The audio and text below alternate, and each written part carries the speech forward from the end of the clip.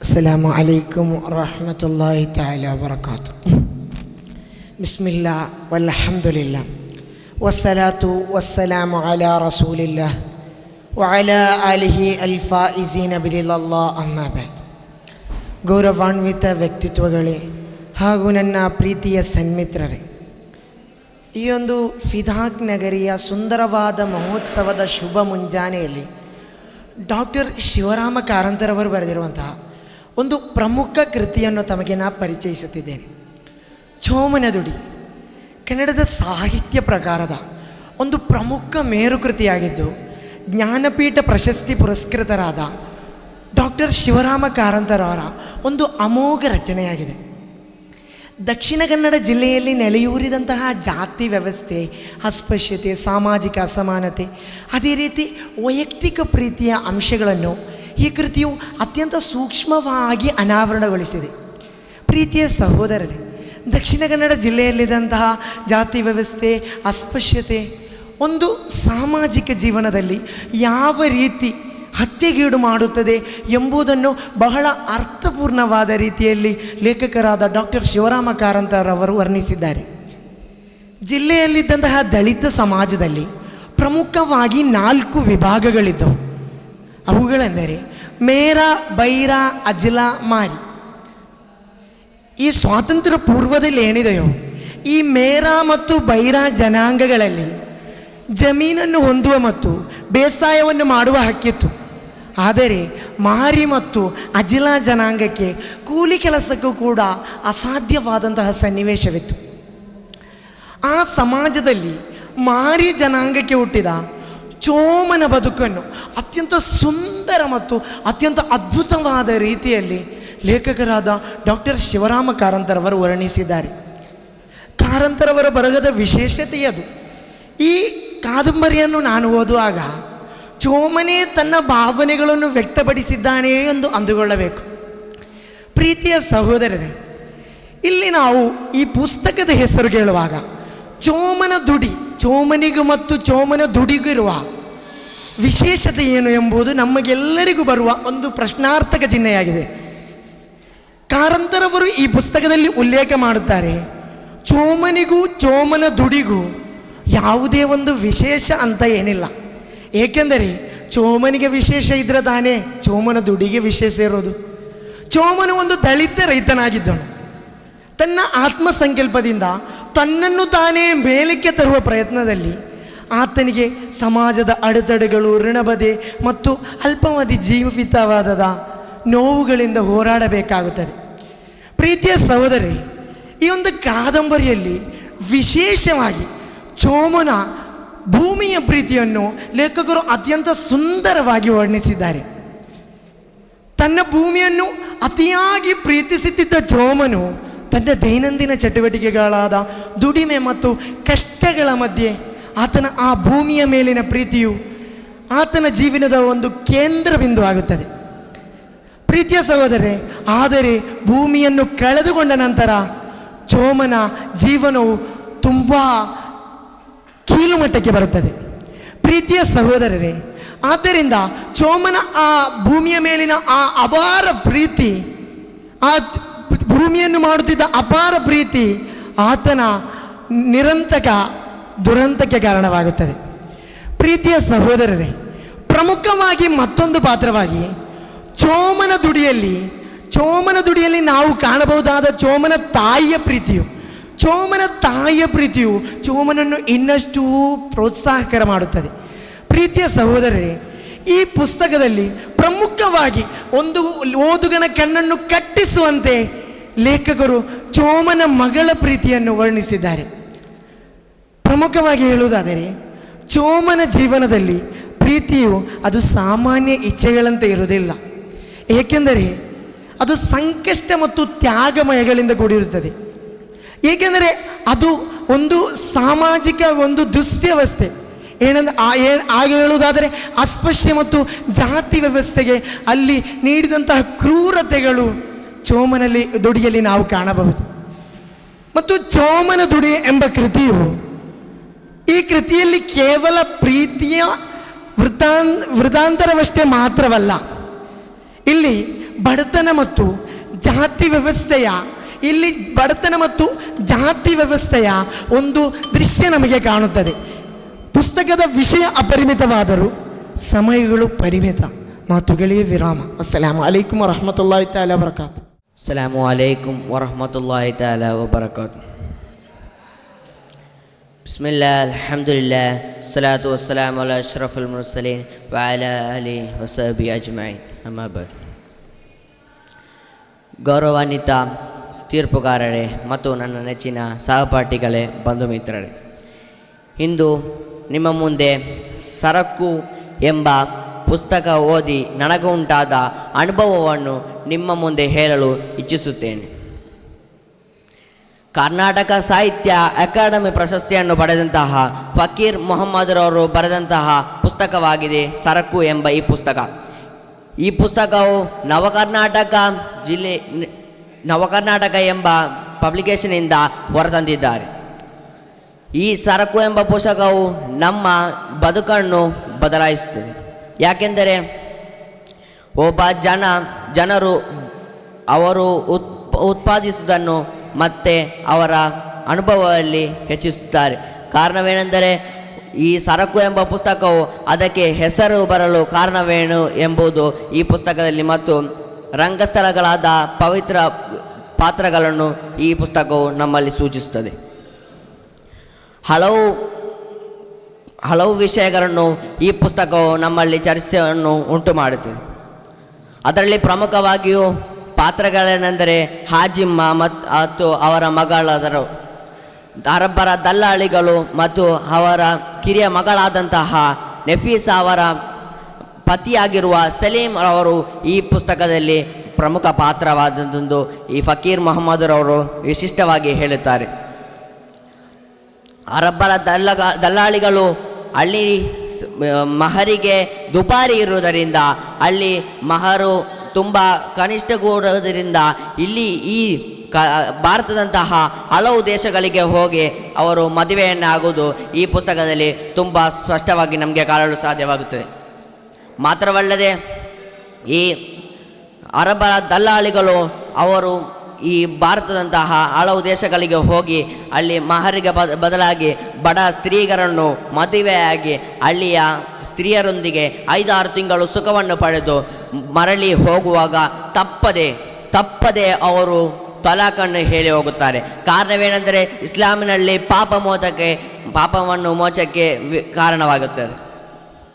ಅದಕ್ಕೆ ಬೇಕಾಗಿ ಅಲ್ಲಿಯ ಅರಬ್ಬರುಗಳು ಇಲ್ಲಿ ಭಾರತಕ್ಕೆ ಬಂದು ಹೋಗುವುದು. ಈ ಕಾರಣವನ್ನು ದಲ್ಲಾಳಿಗಳು ಅಲ್ಲಿ ನೋಡಿದಾಗ ಅವರು ಪ್ರತಿಭಟಿಸಲು ನೇರವಾಗುತ್ತಾರೆ. ಅದಕ್ಕೆ ಪರವಾಗಿ ಅಲ್ಲಿನ ಸ್ತ್ರೀಗಳೇ ನೇರವಾಗಿ ಹೋಗಿ ಪ್ರತಿಭಟಿಸುತ್ತಾರೆ ಎಂಬುದು ಈ ಪುಸ್ತಕದಲ್ಲಿ ನಮಗೆ ಸ್ಪಷ್ಟವಾಗಿ ಕಾಣಲು ಸಾಧ್ಯವಾಗುತ್ತದೆ.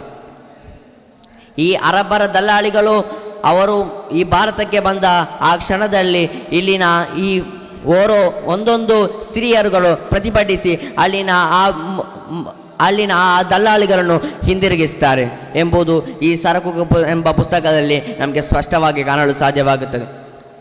ಈ ಸರಕು ಎಂಬ ಪುಸ್ತಕವು ನಮಗೆ ಇಲ್ಲಿ ಮಾರುಕಟ್ಟೆಯಲ್ಲಿ ನಾನು ನೋಡಿದಾಗ ಅಲ್ಲಿ ಕಾಣಲು ಸಾಧ್ಯವಾಗುವುದಿಲ್ಲ. ಋತುಮಾನ ಎಂಬ ಆ್ಯಪ್ನಿಂದ ನಮಗೆ ಈ ಪುಸ್ತಕವು 136 ಪೇಜ್ಗಳ ಮುಖಾಂತರ ಕಾಣಲು ಸಾಧ್ಯವಾಗುತ್ತದೆ.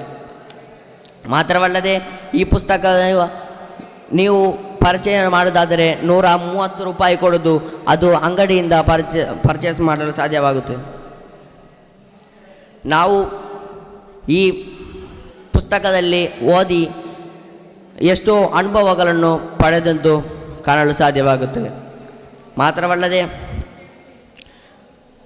ಆ ಪುಸ್ತಕದಿಂದ ಬರುವಂತಹ ಒಂದೊಂದು ವಿಷಯಗಳನ್ನು ನಮ್ಮ ಜ್ಞಾನದಲ್ಲಿ ಇಟ್ಟುಕೊಂಡು ನಾವು ಅದೇ ರೀತಿಯಲ್ಲಿ ಮುನ್ನಡೆಯಬೇಕೆಂದು ಹೇಳಿ ನನ್ನ ಮಾತಿಗೆ ಪೂರ್ಣ ವಿರಾಮ ಹಾಕುತ್ತೇನೆ. ವಾಖರುದಾನ ಅಲ್ಹಮ್ದುಲಿಲ್ಲಾಹಿ ರಬ್ಬಿಲ್ ಆಲಮೀನ್. ಅಸ್ಸಲಾಮು ಅಲೈಕುಂ ವರಹಮತುಲ್ಲಾಹಿ ವಬರಕಾತು. ಅಸ್ಸಲಾಮು ಅಲೈಕುಂ ವರಹಮತುಲ್ಲಾಹಿ ತಆಲಾ ವಬರಕಾತು. ಬಿಸ್ಮಿಲ್ಲಾಹ್ ವಲ್ಹಮ್ದುಲಿಲ್ಲಾಹ್ ವಸ್ಸಲಾತು ವಸ್ಸಲಾಮು ಅಲಾ ಅಶ್ರಫಿ ರಸೂಲಿಲ್ಲಾಹ್ ವ ಅಲಾ ಆಲಿಹಿ ಫಾಯಿದಿಲ್ಲಾಹ್. ಅಮ್ಮಾ ಬಅದ್. ನಾನು ಓದಿದ ಪುಸ್ತಕ ಪರಿಸರದ ಕತೆ. ಇದರ ಲೇಖಕರು KP ಪೂರ್ಣಚಂದ್ರ ತೇಜಸ್ವಿ. ಈ KP ಪೂರ್ಣಚಂದ್ರ ತೇಜಸ್ವಿಯವರು ಕನ್ನಡ ಸಾಹಿತ್ಯದಲ್ಲಿ ಪ್ರಮುಖರಾದಂತಹ ಕುವೆಂಪು ಎಂದು ಪ್ರಸಿದ್ಧರಾಗಿರುವಂತಹ ಕುಪ್ಪಳ್ಳಿ ವೆಂಕಟ ಪುಟ್ಟಪ್ಪರವರ ಸುಪುತ್ರ ಮಗ.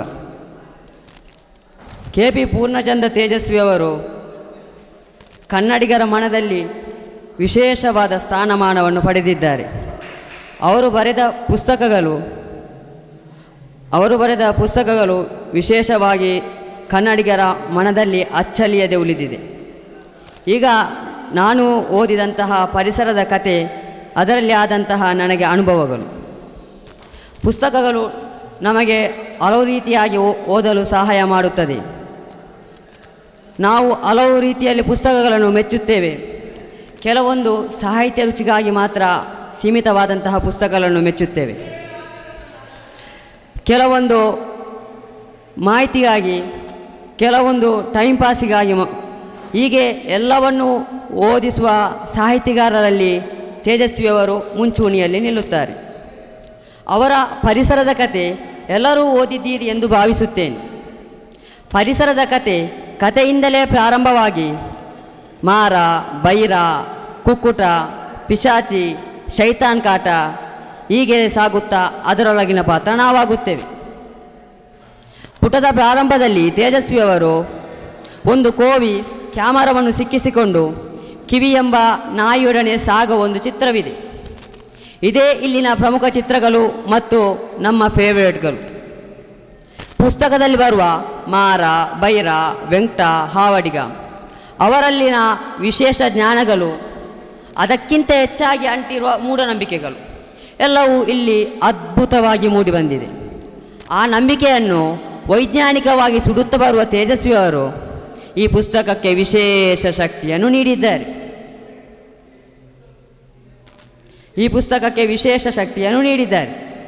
ಇಲ್ಲಿಯ ಎಲ್ಲ ಕಥೆಗಳ ಪ್ರಾರಂಭಗಳು ಹೇಗೆ ಸಾಗುತ್ತದೆ ಅಂದರೆ, ಮುಂಜಾನೆ ಮನೆಯಿಂದ ಪ್ರಾರಂಭವಾಗಿ ಕಾಡಿಗೆ ನಡೆಯುವ ಸಿದ್ಧತೆ, ಕ್ಯಾಮರಾ, ಟಿಫಿನ್, ಕೋವಿ, ನಾಯಿ, ಒಂದಿಬ್ಬರು ಸಹಾಯಕ್ಕೆ ಮಂದಿಗಳು, ಹೀಗೆ ಕಾಡನ್ನು ಹುಡುಕುತ್ತಾ ಅದರೊಳಗಿನ ವಿಶೇಷ ಅನುಭವಗಳು, ನಿಗೂಢತೆಗಳು ಎಲ್ಲವನ್ನು ಹಂಚುತ್ತಾ, ಕಲಿಯುತ್ತಾ, ಹಾಸ್ಯ, ಮೋಜು, ಹಸಿವು ಎಲ್ಲದರೊಂದಿಗೆ ಸಾಗುತ್ತಾ, ಬೇಟೆಯಾಡುತ್ತಾ ಮನೆಗೆ ಹಿಂತಿರುಗುವಾಗ ಸಿಕ್ಕಿದ್ದೇ ಇಲ್ಲಿನ ಪರಿಸರದ ಕಥೆಗಳಲ್ಲಿನ ಕಥೆಗಳು. ಹಕ್ಕಿಮರಿ ಮತ್ತು ಕೆರೆಯ ದಡದಲ್ಲಿ ಎಂಬ ಕಥೆಗಳಲ್ಲಿ ನಾವು ಸಾಮಾನ್ಯ ಕಾಣುವ ಪ್ರಾಣಿಗಳಲ್ಲಿ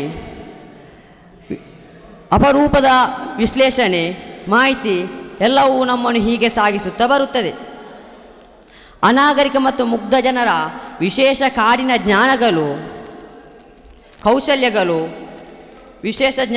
ಕೌಶಲ್ಯಗಳು ಎಲ್ಲವೂ ನಮ್ಮನ್ನು ಹೀಗೆ ಸಾಗಿಸುತ್ತಾ ಬರುತ್ತದೆ.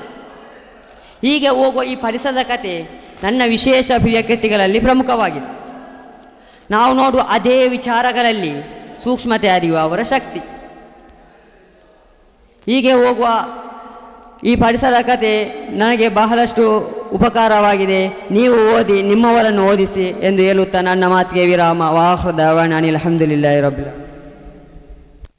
ಬಿಸ್ಮಿಲ್ಲಾಹ್ ಅಲ್ಹಮ್ದುಲಿಲ್ಲಾಹ್ ವಸ್ಸಲಾತು ವಸ್ಸಲಾಮು ಅಲಾ ಅಶ್ರಫಿಲ್ ಮುರ್ಸಲೀನ್ ವಅಲಾ ಆಲಿಹಿ ವಸಹ್ಬಿಹಿ ಅಜ್ಮഈನ್. ಅಮ್ಮಾ ಬಾದ್. ಗೌರವಾನ್ವಿತ ಗುರಿಯರೇ, ಓದುಗವೃಂದರೇ, ಪ್ರತಿಭೆಗಳೆಂಬ ಕಲಾಕುಸುಮಗಳಿಂದ ವರ್ಣರಂಜಿತ ಆಗಿರುವ ಫಿದಾಕ್ 6.0 ಈ ಸುವರ್ಣ ವೇದಿಕೆಯಲ್ಲಿ ನನಗೆ ಅರ್ಪಿತವಾದ ಕಾರ್ಯಕ್ರಮವೆಂದರೆ ಪುಸ್ತಕ ವಿಮರ್ಶನೆ. ಲೇಖಕರಾದ ಶ್ರೀಯುತ ತೇಜಸ್ವಿಯವರು ಬರೆದಿರುವಂತಹ ಪುಸ್ತಕವಾಗಿದೆ ಮಹಾಪಲಾಯನ. ಈ ಪುಸ್ತಕವು ನಾನು ಓದಿದಾಗ ನನಗೆ ಉಂಟಾದ ಅನುಭವಗಳನ್ನು ನಿಮ್ಮಲ್ಲಿ ವಿಮರ್ಶಿಸಲು ಇಚ್ಛಿಸುತ್ತೇನೆ. ಪ್ರಿಯರೇ, ಮಹಾಪಲಾಯನ ದ ಗ್ರೇಟ್ ಎಸ್ಕೇಪ್ ಎಂಬ ಕೃತಿಯು ಸ್ಲಾವೋಮಿರ್ ರಾವ್ಸ್ ರವರ ದ ಲಾಂಗ್ ವಾಕ್ ಎಂಬ ಕನ್ನಡಗತಿಯಾಗಿದೆ. ಇದು ಹೋರಾಟ, ಧೈರ್ಯ ಮತ್ತು ಸಂಕಷ್ಟಗಳನ್ನು ಮೀರಿ ಕೊನೆಗೆ ಸ್ವಾತಂತ್ರ್ಯಕ್ಕಾಗಿ ನಡೆಸಿದ ಅಪೂರ್ವ ಪ್ರಯಾಣದ ಕಥೆಯಾಗಿದೆ. ಇದು ಒಂದು ನಿಜವಾದ ಸಾಹಸ ಕಥೆಯಾಗಿದೆ ಮತ್ತು ಮಾನವ ಕಾರಣ ಉದಾಹರಣೆಯಾಗಿದೆ. ಪ್ರಿಯರೇ, 1938ರಲ್ಲಿ ರಷ್ಯಾದ ಸೈಬೀರಿಯಾ ಕ್ಷೇತ್ರದಲ್ಲಿದ್ದ ಒಂದು ಕಠಿಣವಾದ ಜೈಲಿನಿಂದ ಪಾರಾರಿಯಾಗಲು ಸ್ಲಾವೋಮಿರ್ ರಾವ್ಸ್ ಮತ್ತು ಅವನ ಜೊತೆಗಿದ್ದ 6 ಮಂದಿ ಕೈದಿಗಳು ಪ್ರಯಾಣಿಸುತ್ತಾರೆ.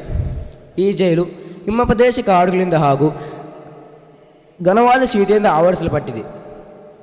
ಸುತ್ತಲೂ ಗನ್ ಮಿಷಿನ್ಗಳನ್ನು ಇಟ್ಟು ಯಾರನ್ನೂ ಹೊರಗಮ್ಮಲು ಹೋಗದಂತೆ ಮಾಡದಂತೆ 106 ಲಾಗುವಾರು ಕಾಡುಗಳನ್ನು ಹಾಕಿ ಈ ಜೈಲನ್ನು ಕಾಪಾಡಲಾಗುತ್ತದೆ.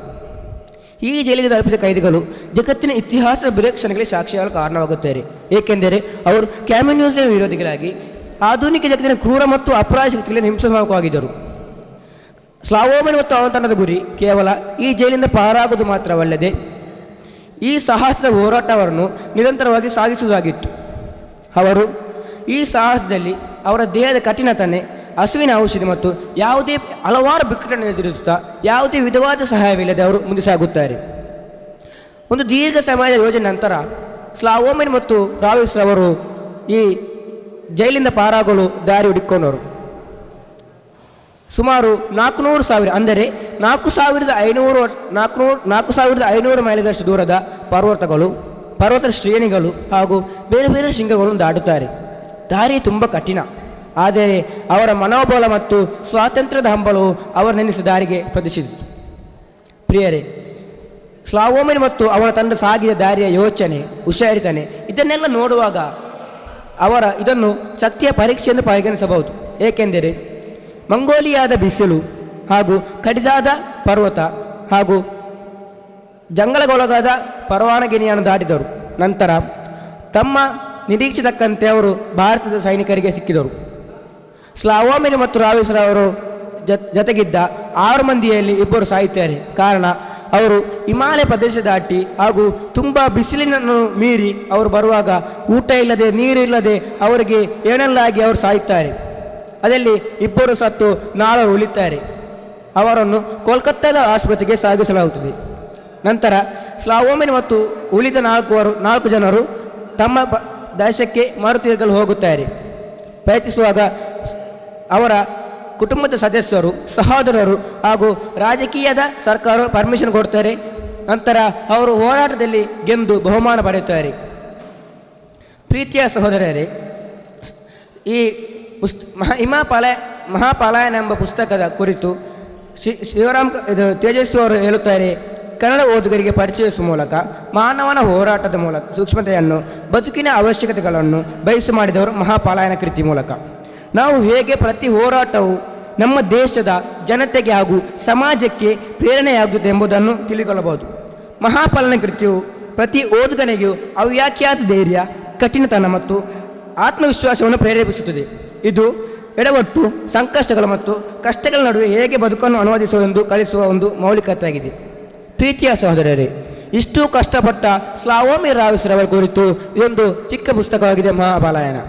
ಇದನ್ನು ನೀವೆಲ್ಲ ಓದಬೇಕು. ಓದಿದಾಗ ನಮ್ಮಲ್ಲಿ ಒಂದು ಧೈರ್ಯ ಬರುತ್ತದೆ. ನಾವು ಹೇಗೆ ಒಂದು ಕಷ್ಟವನ್ನು ನಿರ್ಧರಿಸಬೇಕು, ಅದನ್ನು ಹೇಗೆ ನಾವು ಮುಂದೆ ಸಾಗಬೇಕು, ಮುಂದೆ ನಮ್ಮ ಮುಖವನ್ನು ಹಾಕಬೇಕು ಎಂದು ಇದರಲ್ಲಿ ನಮಗೆ ಕಲಿಸಿಕೊಡ್ತದೆ. ನೀವೆಲ್ಲ ಈ ಪುಸ್ತಕವನ್ನು ಓದಬೇಕು ಎನ್ನುತ್ತ ನನ್ನ ಚಿಕ್ಕ ವಿಶ್ಲೇಷಣೆಗೆ ರಬ್ಬಿಲ್ ಆಲಮೀನ್. ಅಸ್ಸಲಾಮು ಅಲೈಕುಂ ವರಹಮತುಲ್ಲಾಹಿ ತಆಲಾ ವಬರಕಾತು. ಅಸ್ಸಲಾಮು ಅಲೈಕುಂ ವರಹಮತುಲ್ಲಾಹಿ ತಆಲಾ ವಬರಕಾತು. ಪ್ರತಿಭೆಗಳೆಂಬ ಕಲಾಕುಸುಮಗಳಿಂದ ವರ್ಣರಂಜಿತವಾಗಿರುವ ಫಿದಾ 6.0 ಇದರ ಸುವರ್ಣ ವೇದಿಕೆಯಲ್ಲಿ ಲೇಖಕರಾದ KP ಪೂರ್ಣಚಂದ್ರ ತೇಜಸ್ವಿ ಅವರು ಬರೆದಂತಹ ಮಹಾಪಲಾಯನ ಎಂಬ ಪುಸ್ತಕದ ಕಿರುಪರಿಚಯವನ್ನು ನಿಮ್ಮೊಂದಿಗೆ ಹೇಳಲು ಹೆಚ್ಚಿಸುತ್ತೇನೆ. ಪ್ರೀತಿಯ ಸಹೋದರರೇ, ಅದೊಂದು ಮಹಾಗೋಡೆಗಳಿಂದ ನಿರ್ಜನವಾದ ಅಮನುಷ್ಯ ಕಾಡುಗಳಿಂದ ಸುತ್ತುವರಿದ ಎತ್ತ ನೋಡಿದರೂ ಸುಮಾರು 600ರಿಂದ 800 ಮೈಲಿಗಳಷ್ಟು ಹಿಮದಿಂದ ವೃತ್ತವಾದ ಒಂದು ಕಾಡು ಶಿತೋಷ ಪ್ರದೇಶ. ಅದರ ಮಧ್ಯದಲ್ಲಿ ಒಂದು ಜೈಲು. ಆ ಜೈಲಿಗೆ ಆಗಸ್ಟ್ ತಾನೇ ಒಂದು ಕೈದಿಗಳ ಗುಂಪು ಬಂದಿಳಿದಿದೆ. ಆ ಗುಂಪಿನಲ್ಲಿ ಸ್ಲಾವೋಮಿರ್ ರಾವಿಸ್ರನ್ನು ಕೂಡ ಬಂಧಿಸಲಾಗಿದೆ ಮತ್ತು ರಷ್ಯಾದ ಕಮ್ಯುನಿಸಂನ ವಿರುದ್ಧ ಹೋರಾಡಿದ 6 ಮಂದಿ ಕೈದಿಗಳನ್ನು ಕೂಡ ಶ್ರಮಭೀಕರಕ್ಕೆ ತರಲಾಗಿದೆ. ಆ ಜೈಲಿನ ವಾಚ್ ಟವರ್ಗಳ ಮೇಲೆ ಬುಲೆಟ್ ಮಿಷನ್ಗಳು ಸುತ್ತಲೂ ಕಾಯಲಾಗುತ್ತಿತ್ತು. ಕೈದಿಗಳನ್ನೇರಿಸಿಕೊಂಡವರು ಹೊರ ಜಗತ್ತಿನಲ್ಲಿ ಹೋರಾಡಿದ್ದು ಸ್ವತಂತ್ರಕ್ಕಾಗಿ.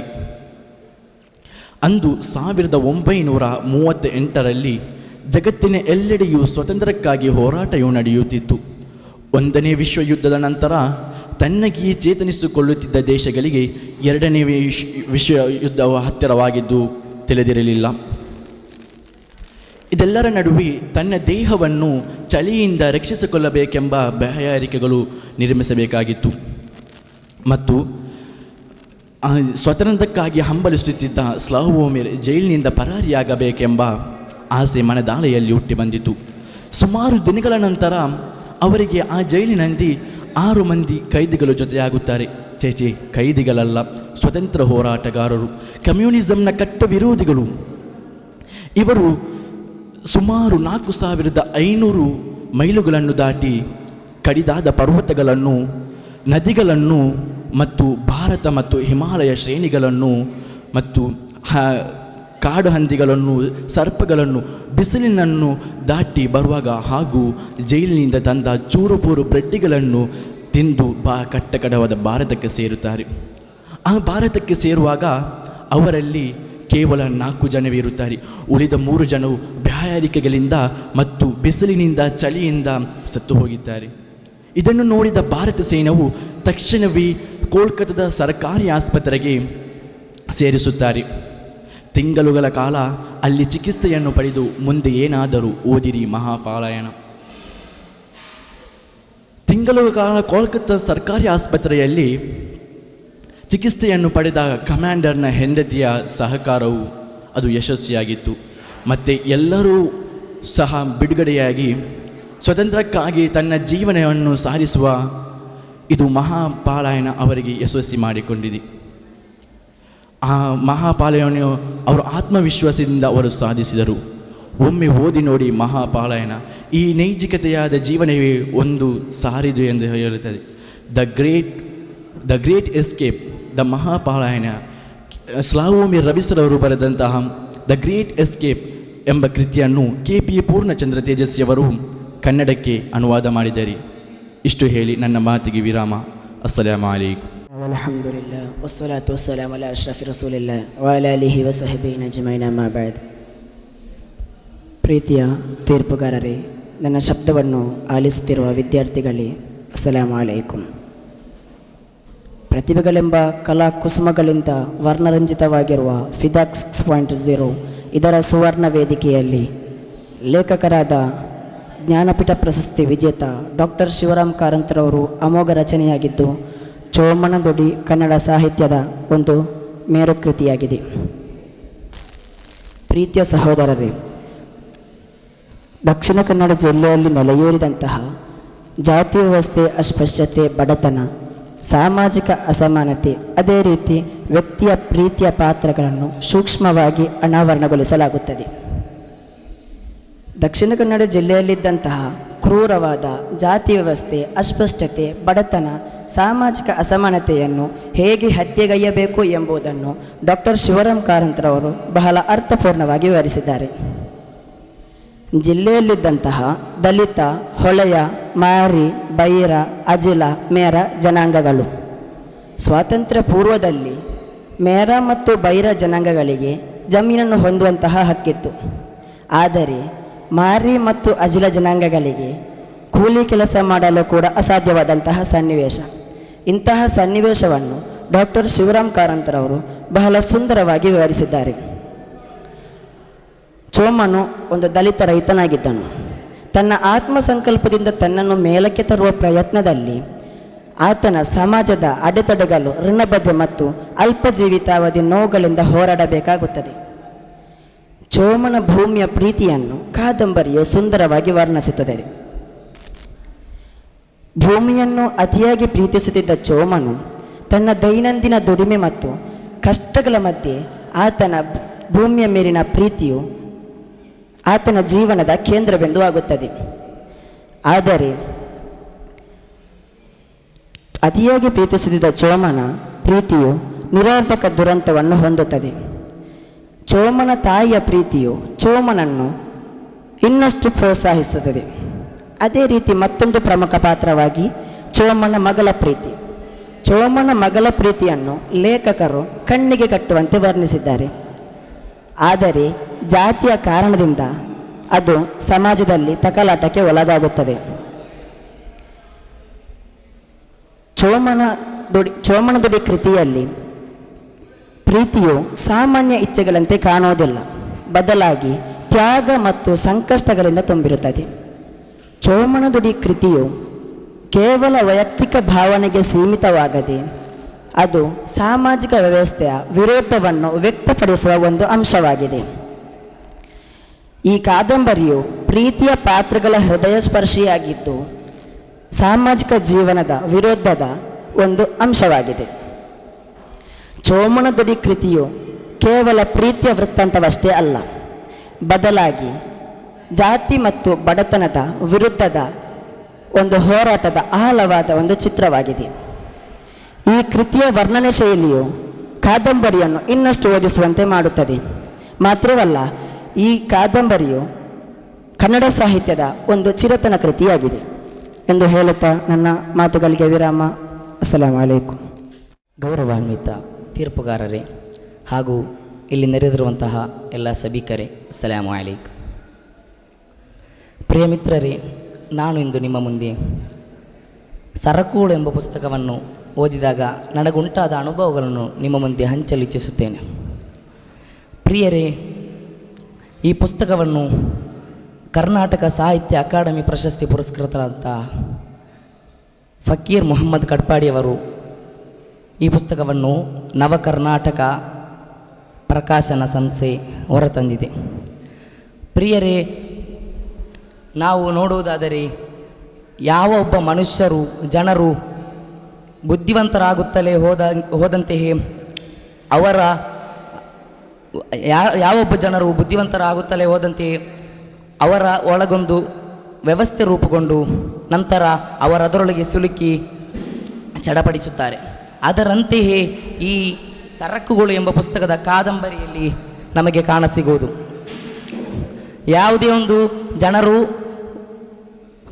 ಯಾವುದೇ ಒಂದು ವ್ಯವಸ್ಥೆಯನ್ನು ಮಾಡಿದರೆ ಅದರೊಳಗೆ ಚಡಪಡಿಸುತ್ತಾರೆ ಎಂಬುದಾಗಿದೆ ಇಲ್ಲಿ ನಮಗೆ ಈ ಪುಸ್ತಕದುದ್ದಕ್ಕೂ ನಮಗೆ ಸಿಗುವ ಮಾಹಿತಿ. ಹಾಗೂ ಈ ಪುಸ್ತಕದ ರಂಗಸ್ಥಳವಾದ ಕುಟ್ಟಿಚ್ಚೀರ ಎಂಬ ಪ್ರದೇಶದಲ್ಲಿ ಅರಬ್ಬರು ವ್ಯಾಪಾರಕ್ಕೆ ಬಂದಿದ್ದರು. ಅವರು ಬಂದ ವ್ಯಾಪಾರಕ್ಕಾದರೂ ಇಲ್ಲಿ ನಡೆದದ್ದು ಬೇರೆ. ಅವರು ಬಂದು ಈ ಕುಟ್ಟಿಚ್ಚೀರದಲ್ಲಿ ಮಾಡಿದ ಅನಾಹುತವೇನೆಂದರೆ, ಅವರು ಅಲ್ಲಿ ಮಹರ್ ಬಹಳ ದುಬಾರಿಯಾಗಿದ್ದರಿಂದ ಇಲ್ಲಿಗೆ ಬಂದು ಇಲ್ಲಿಯ ಬಡ ಸ್ತ್ರೀಯರಿಗೆ ಮಹರ್ ಅಲ್ಲಿ ಗಡ್ಡ ಬೋಲಿಸುವ ಹಣದಲ್ಲಿ ಕೊಟ್ಟು ಇಲ್ಲಿ ಮದುವೆ ಆಗುವುದಾಗಿದೆ. ಪ್ರಿಯರೇ, ಇನ್ನೂ ಹಲವಾರು ವಿಷಯವು ಈ ಪುಸ್ತಕದಲ್ಲಿ ಒಳಗೊಂಡಿದೆ. ಅವುಗಳೇನೆಂದರೆ, ಈ ಪುಸ್ತಕಕ್ಕೆ ಸರಕುಗಳು ಎಂದು ಹೆಸರು ಬರಲು ಕಾರಣವೇನು ಒಂದು ಕಥೆಯನ್ನು ಹೆಣೆದಿದ್ದಾರೆ. ಮಾತ್ರವಲ್ಲ ಪ್ರಿಯರೇ, ಈ ಪುಸ್ತಕದ ಪಕ್ಷಿ ನೋಟವನ್ನು ಈ ಪುಸ್ತಕದ ಹೆಸರೇ ಸೂಚಿಸುತ್ತದೆ. ಕಾರಣ, ಅಂದಿನ ಕಾಲದಲ್ಲಿ ಅರಬ್ಬರು ಇಲ್ಲಿಗೆ ವ್ಯಾಪಾರಕ್ಕಾಗಿ ಬಂದು ಇಲ್ಲಿನ ಬಡ ಸ್ತ್ರೀಯರನ್ನು ಮದುವೆ ಆಗುತ್ತಿದ್ದರು. ಈ ಉಲ್ಲೇಖವನ್ನು ಫಕೀರ್ ಕಡ್ಪಾಡಿಯವರು ಬಹಳ ಸುಂದರವಾಗಿ ವರ್ಣಿಸಿದ್ದಾರೆ. ಈ ಕಥೆಯನ್ನು ಹೃಸ್ವವಾಗಿ ಹೇಳುವುದಾದರೆ, ಈ ಕಥೆಯ ರಂಗಸ್ಥಳವಾದ ಕುಟ್ಟಿಚ್ಚೀರದಲ್ಲಿ ಅಂದಿನ ಕಾಲದಲ್ಲಿ ಅವರು ಬಹಳ ಕಡಿಮೆಯ ಹಣದಲ್ಲಿ ಇವರಿಗೆ ಮಹರನ್ನು ನೀಡಿ ಮದುವೆ ಆಗುತ್ತಿದ್ದರು. ಮಾತ್ರವಲ್ಲ, 5-6 ತಿಂಗಳ ಕಾಲ ಕಳೆದ ನಂತರ ಅವರೊಂದಿಗೆ ಸುಖವನ್ನು ಪಡೆದು ನಂತರ ಮರಳಿ ತಮ್ಮ ದೇಶಕ್ಕೆ ಹೋಗುವಾಗ ಮರೆಯದೆ ತ್ವಲಾಕೆ ಹೇಳಿ ಹೋಗುತ್ತಿದ್ದರು. ಇಸ್ಲಾಂನಲ್ಲಿರುವ ವ್ಯಭಿಚಾರ ಎಂಬ ಪಾಪದಿಂದ ಮುಕ್ತಿ ಹೊಂದಲು ಈ ಕುತಂತ್ರವನ್ನು ಅವರು ನಡೆಸುತ್ತಿದ್ದರು. ಮಾತ್ರವಲ್ಲ ಪ್ರಿಯರೇ, ಈ ಪುಸ್ತಕವನ್ನು ನಾನು ಮಾರುಕಟ್ಟೆಯಲ್ಲಿ ನನಗೆ ಲಭ್ಯವಾಗಲಿಲ್ಲ. ನಾನು ಇದನ್ನು ಋತುಮಾನ ಎಂಬ ಆ್ಯಪ್ನಿಂದ ಹೋಗಿದ್ದಾಗಿದೆ. ಇದರಿಂದ ನಮಗೆ ತಿಳಿಯುವ ವಿಷಯವೇನೆಂದರೆ, ಈ ಪುಸ್ತಕವು ನಮಗೆ ಅಂದಿನ ಕಾಲದ ಅರಬ್ಬರೊಂದಿಗಿರುವ ನಮ್ಮ ನಂಟು ಹಾಗೂ ಅಲ್ಲಿಯ ಸಂಸ್ಕೃತಿಯನ್ನು ನಮಗೆ ತಿಳಿಸುತ್ತದೆ. ಇಷ್ಟು ಹೇಳಿ ನನ್ನ ಪುಟ್ಟ ಭಾಷಣವನ್ನು ನಿಲ್ಲಿಸುತ್ತೇನೆ. ಅಸ್ಸಲಾಮು ಅಲೈಕುಂ ವರಹಮತುಲ್ಲಾಹಿ ವಬರಕಾತು. ಬಿಸ್ಮಿಲ್ಲಾ ವಲ್ಹಮ್ದುಲಿಲ್ಲಾ ವಸ್ಸಲಾತು ವಸ್ಸಲಾಮು ಅಲಾ ಅಶ್ರಫ್ ರಸೂಲಿಲ್ಲಾ ವ ಅಲಾ ಆಲಿಹಿ ಅಲ್ ಫಾಯಿಜೀನ ಬಿರಿಲ್ಲಾ ಅಮ್ಮಾ ಬಾದ್. ಪ್ರೀತಿಯ ಸಹೋದರರೇ, ನಾನಿಲ್ಲಿ ನಿಂತ ಉದ್ದೇಶ KP ಪೂರ್ಣಚಂದ್ರ ತೇಜಸ್ವಿ ಅವರು ಬರೆದಂತಹ ಈ ಪರಿಸರದ ಕಥೆಗಳು ಎಂಬ ಈ ಪುಸ್ತಕದ ಕುರಿತು ನಾನು ಓದಿ ಇದರಿಂದ ನನಗೆ ಉಂಟಾದಂತಹ ಅನುಭವಗಳ ಕುರಿತು ಹೇಳಲು. ಪ್ರಿಯರೇ, ನನಗೆ ಈ ತೇಜಸ್ವಿ ಅವರ ಪುಸ್ತಕವನ್ನು ಓದಿದಾಗಲೆಲ್ಲ ತೇಜಸ್ವಿ ಅವರು ವಿಜ್ಞಾನ, ಕಾಡು, ಮೋಜು, ಹಸಿರು ಕೆಲವೊಂದು ಜನರಿಗಂಟಿದಂತಹ ಮೂಢನಂಬಿಕೆಗಳು ಇವೆಲ್ಲವೂ ನನ್ನನ್ನು ಸೇರಿಸಿ ನಿಧಾನವಾಗಿ ಓದಿಸುತ್ತದೆ. ಮಾತ್ರವಲ್ಲ, ಅವರಿದ್ದ ಕಡೆಗೆ ಓಡಿಸುತ್ತದೆ. ಹಾಗೆಯೇ ಕಂಡಾಗಲೆಲ್ಲ ಓದಿದ ಪುಸ್ತಕ ಈ ಪರಿಸರದ ಕಥೆಗಳೆಂದೇ ಪ್ರಾರಂಭವಾಗುವ ಕಥೆಗಳು, ಮಾನಿಟರ್, ಗಾಡ್ಲಿ, ಶೈತಾನ್ ಕಾಟ, ಹೀಗೆ ಬರುತ್ತಾ ಅವಾಂತರ ಸೀನಪ್ಪನಲ್ಲಿ ಮುಕ್ತಾಯ. ಇಲ್ಲಿಗೆ ನನ್ನ ದೀರ್ಘ ನಿಟ್ಟುಸಿರು. ತೇಜಸ್ವಿಯವರ ಈ ಪುಸ್ತಕವನ್ನೊಮ್ಮೆ ಆಸ್ವಾದಿಸಿ ಓದಬೇಕು. ಖಂಡಿತವಾಗಿಯೂ ಅವರೊಂದಿಗೆ ಸಾಗುವಂತಹ ಒಂದು ಆಸೆ ಹುಟ್ಟಿ ಬರುತ್ತದೆ. ಇದರಲ್ಲಿರುವ ಪ್ರತಿಯೊಂದು ಕಥೆಗಳು ಕೂಡ ತುಂಬ ವಿಶೇಷ ಅನುಭವಗಳನ್ನು ಹೊಂದಿದೆ. ಅದು ಹೇಗೆಂದರೆ, ಕಾಡಲ್ಲೇ ಹುಟ್ಟಿ ಕಾಡಲ್ಲೇ ಬೆಳೆದು ಕಾಡು ಅವಿತಿಟ್ಟಂತಹ ಬ್ರಹ್ಮಾಂಡವನ್ನು ತೇಜಸ್ವಿಯವರು ತುಂಬ ಸರಳವಾಗಿ ಈ ಪರಿಸರದ ಕಥೆಗಳು ಎಂಬ ಪುಸ್ತಕದಲ್ಲಿ ವಿವರಿಸಿಕೊಟ್ಟಿದ್ದಾರೆ. ಎಂಟನ ಪ್ರಾಂಗಿ, ಮಾಸ್ತಿ ಮತ್ತು ಬೈರ, ಮೂಲಿಕೆ ಬಲ್ಲಿಯ ಸುತ್ತ ಮುಂತಾದವುಗಳು, ಕಾಡು, ಕಾಡಿನ ಜನರ ಅನಾಗರಿಕ ನಂಬಿಕೆಗಳು, ಜೀವ ಪ್ರಾಣಿ ಬಲ್ಲಿಗೆ ಮನುಜರು ಅಂಟಿಸಿದಂತಹ ಮೂಢನಂಬಿಕೆಗಳು, ಇವೆಲ್ಲವನ್ನೂ ನಮಗೆ ತೇಜಸ್ವಿಯವರು ಬರೆದಂತಹ ಪರಿಸರದ ಕಥೆಗಳು ಎಂಬ ಪುಸ್ತಕ ತುಂಬ ಚೆನ್ನಾಗಿ ವಿವರಿಸಿಕೊಡುತ್ತದೆ. ಈ ಪುಸ್ತಕವನ್ನು ಓದುವಾಗ ಅದು ನಮಗೆ ಅರ್ಥ ಆಗುವ ರೀತಿಯಲ್ಲಿ ತೇಜಸ್ವಿಯವರು ತುಂಬ ಚೆನ್ನಾಗಿ ಬರೆದುಕೊಟ್ಟಿದ್ದಾರೆ. ಇದರಲ್ಲಿ ನಮಗೆ ಗೊತ್ತಾಗುವಂತಹ ಒಂದು ಪ್ರಮುಖ ಇದೇನೆಂದರೆ, ಒಬ್ಬ ಮನುಷ್ಯ ಕಾಡಿನಲ್ಲಿ ಬೆರೆತಂತೆ ಅವನು ಒಂದು ಜ್ಞಾನ ಭಂಡಾರಿಯಾಗುತ್ತಾ ಬೆಳೆಯುತ್ತಾ ಬರುತ್ತಾನೆ ಎಂಬುದು ಈ ಪುಸ್ತಕದ ಮೂಲಕ ನಮಗೆ ತಿಳಿಯಬಹುದು. ಇದರಲ್ಲಿರುವ 3 ಪ್ರಮುಖ ವ್ಯಕ್ತಿಗಳು ಎಂಟ, ಮಾರ, ಬೈರ. ಇವರು ಕಾಡಿನಲ್ಲಿ ಬೆರೆತಂತೆ ಅವರಿಗೆ ಆದಂತಹ ಒಂದು ಕೌತುಕ ಜ್ಞಾನ, ಕಾಡಿನ ಕುರಿತಿರುವ ಕೌತುಕ ಜ್ಞಾನ, ಇದನ್ನು ಲೇಖಕರು ಈ ಪುಸ್ತಕದಲ್ಲಿ ಚೆನ್ನಾಗಿ ವಿವರಿಸಿಕೊಟ್ಟಿದ್ದಾರೆ. ಇದರಲ್ಲಿರುವ ಪ್ರತಿಯೊಂದು ಕಥೆಗಳು ಕೂಡ, ಈ ಪರಿಸರದ ಕಥೆ ಎಂಬ ಪುಸ್ತಕದಲ್ಲಿರುವ ಪ್ರತಿಯೊಂದು ಕಥೆಗಳು ಕೂಡ ಅದು ಹಳ್ಳಿಯ ಸೊಗಡನ್ನು ಹೊಂದಿದೆ. ಬೇಟೆ, ಸುತ್ತಾಟ, ನಾಯಿ, ಕಾಡು, ಮಾರ, ಇದಿಷ್ಟೇ ಇದರಲ್ಲಿರುವ ಪಾತ್ರಗಳು. ಆದರೆ ಇದನ್ನು ಓದುವುದರಲ್ಲಿ ಏನೋ ಒಂದು ಮಾಂತ್ರಿಕ ಓದನ್ನು ನೀಡುವಲ್ಲಿ ಎಲ್ಲ ಕೃತಿಗಳು ಯಶಸ್ವಿಯಾದಂತೆ ಎಲ್ಲರನ್ನೂ ಯಶಸ್ವಿಯಾಗಿಸಿದೆ.